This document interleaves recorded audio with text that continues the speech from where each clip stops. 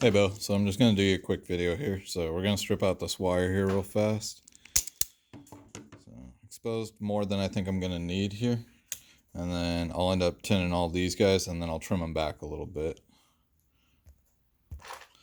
Okay, so now I've tinned all my wires. So I added just a little bit of solder to the end of all these wires, made sure that there were no loose hairs going anywhere or anything to that. So now I can trim these back a little bit because I really don't need them even nearly as long. You can kind of tell if I kept it that long, it'd be way over the pad or way too much hanging off there. So I'm really going to try to get it all the way up to where the insulation is. So I'll trim these pretty short here. Okay, so there they are. I've trimmed them back much shorter, and you can see that my insulation's like almost perfect for it. So now I'm going to tin out all 4 of the pads here, and that'll be all the solder that we're going to end up needing here. Okay. In order to solder the pads, I like to heat up the pad just a little. Introduce. It should naturally want to stick to the pad. You get that nice shiny bubble like that. Rinse and repeat.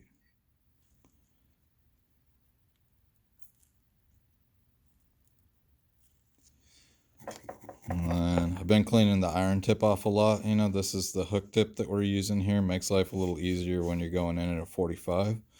That's all the solder that I'm going to need on the actual strip. Now I'm going to work this wire into the bubble. So all I'm going to do here is heat up the bubble and insert the wire into it essentially. Like that. That one's now connected.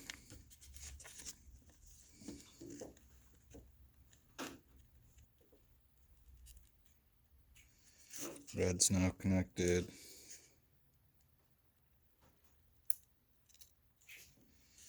Green's now good.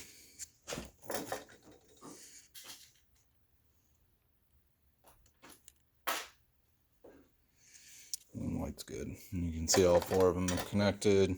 Good to go. So showing you the things that we end up using. You asked what temperature do we keep it at. We're at 750 for the iron. We're just using the Hacko FX 951. Solder wise, usually we're using like Kester with the rosin core, but anything else could really do. You just want to make sure that rosin core is what's kind of important there.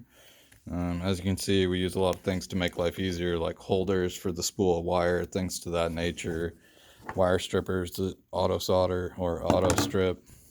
But yeah, outside of that, fairly straightforward.